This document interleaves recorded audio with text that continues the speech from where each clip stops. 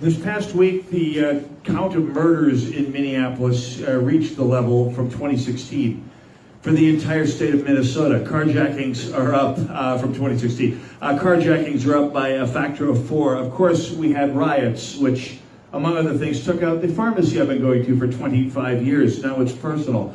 What can you, as governor, do to address the wave, the epidemic, the tsunami of crime that we're having in this state, especially in the cities? We'll start with Senator Jensen. Again, first we have to acknowledge the problem before we can fix it. And a big part of the problem is the local leaders in Minneapolis and St. Paul and some of the urban areas. The Minneapolis City Council seems hell-bent on competing in the Stupid of the Year award. Fact of the matter is, we need to have cops in the streets. We need to realize that police departments are going through reform efforts all the time, whether you're a school or a medical clinic or a hospital or a police department. Reform is an ongoing activity. Incarceration has to be a tool for deterrence. When we have prosecuting attorneys and judges across the state willing to plea bargain from 8-10 years down to a few months, this is a huge problem. And this isn't just a Minneapolis problem. This is a Minnesota problem. Minnesotans are getting stuck with the tab for rebuilding Minneapolis. What does that mean? Well, I think it means the governor has to use his bully pulpit to make certain that Minneapolis and St. Paul understand that decisions have consequences. I don't know that Governor Walz has really gotten that message across. Autonomous zones are more than just a blight. Autonomous zones are an insult to any law-abiding American. We need and we deserve to have our elected officials engage these issues and have those hard, tough, honest conversations. Lawlessness is like a poison that's been unleashed on our land. And it isn't just about the 3rd precinct building burning down. That was bricks and mortar. But when that building went down, there was the spirit. There was a spirit of goodness, genuineness, and authenticity in police trying to do their best. There was a spirit that was dashed. Some of those police men and women who worked in that building were told in advance, you might want to take those mementos off the wall because they may not be here tomorrow. This was categorically one of the most foolish and destructive decision-making processes that we have seen Governor Walz in. He did not lead. He ran. And even journalists on TV were saying, where is our governor? Senator Jensen, you're a little over time, but thank you very much for your response. We'll go to Mayor Marty. Murphy. It's okay. Stop it for Mayor Mike. Mike's fine. He's going to hit me with Mayor. It's totally cool.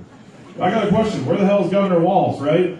The city, the residents of Minneapolis have been sending them letters to him and Lieutenant Governor Flanagan, all unanswered, just canned response.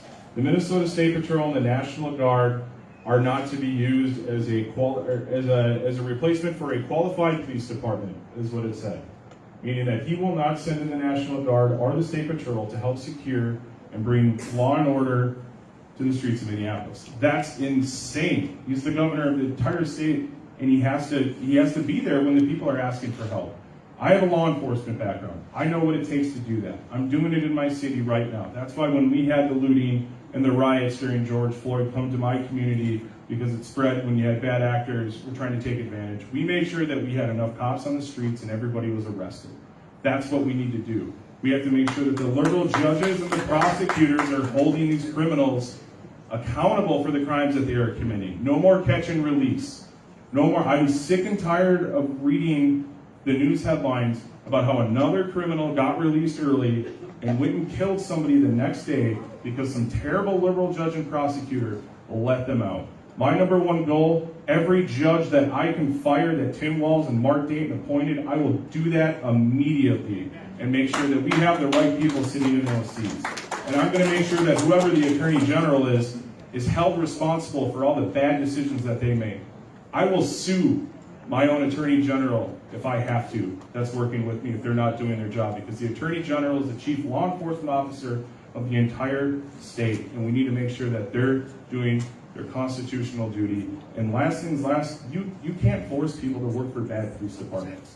So we're going to have to start going after Minneapolis and St. Paul and the other bad law enforcement agencies that are not doing their duty to their citizens. Dr. Shah.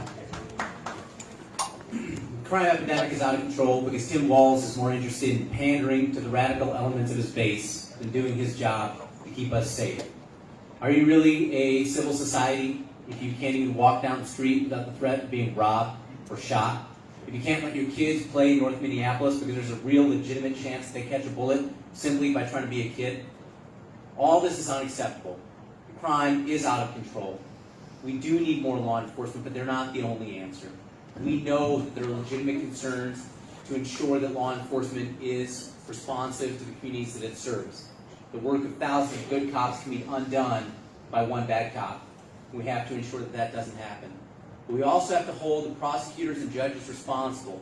As Mayor Murphy said, we vote the judges in this state, and what information do we have to make that decision? When you turn your ballot over, how much do you know about how these people are dedicated to actually doing their job and standing up for the law and the even application of that law? So if these guys are going to act in a partisan manner, then why don't we have them run with a letter after their name? Let's just make it official. Since you guys aren't willing to actually do your job and enforce the law, and you're going to let lawbreakers out, and this isn't some guy with a joint in his pocket, this is someone who beats somebody, let them out the same night so they can beat somebody again? You have neighborhoods in North Minneapolis racked by automatic gunfire daily. What is going on? And the crime is just spreading. You have daylight gunpoint robberies, Woodbury, Edina, where cars are taken. The crime will only get worse.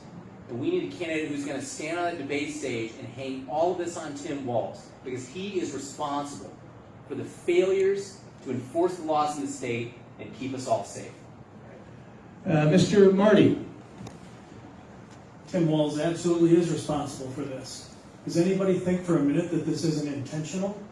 This is absolutely intentional, what he's doing to this state. This is his plan. This is what happens when radicals are elected that want to destroy our state and our country. So number one, to fight crime, we've got to change our leadership.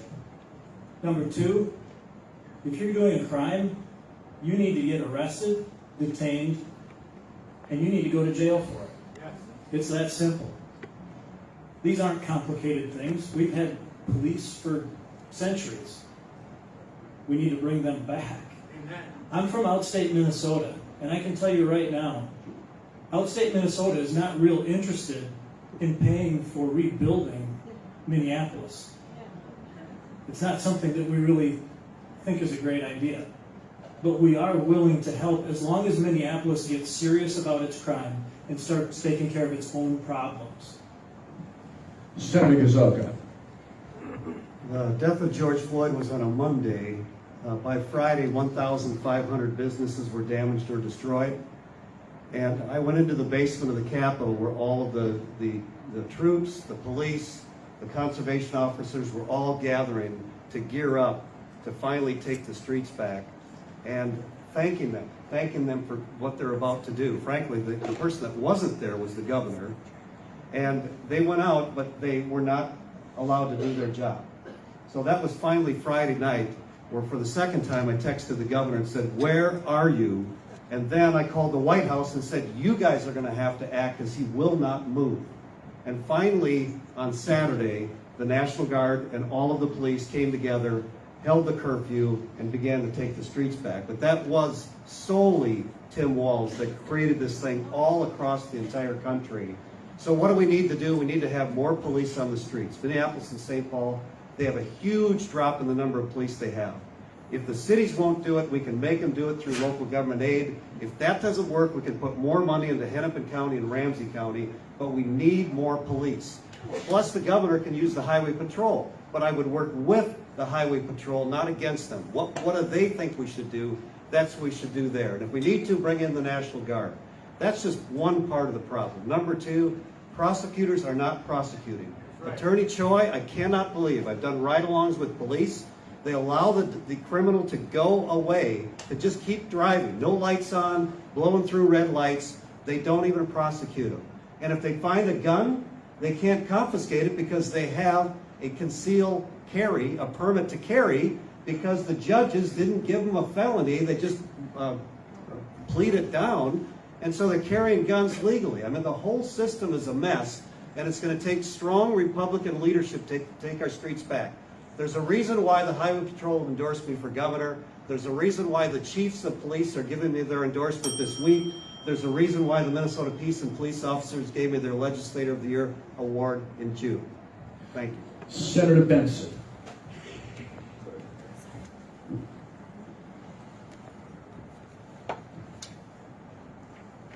After the riots, I met with moms in North Minneapolis in front of their burned out Cub. You know what they were doing in the chaos? They put their kids in the middle of their house and they were texting the police, saying there are people in our neighborhood we don't recognize. You know why? Because they know to be safe, they need police. You know it. They know it. The left won't acknowledge it, but we all know in our hearts it's true.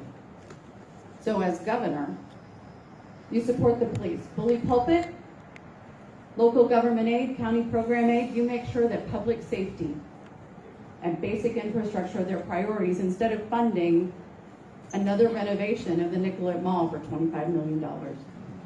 Hold them accountable. Secondly, prosecutors can use prosecutorial discretion. You know what they shouldn't do? They shouldn't just waive parts of the law altogether, like Freeman did in Hennepin County. You can spit on a cop and he's not going to do anything about it. That's wrong.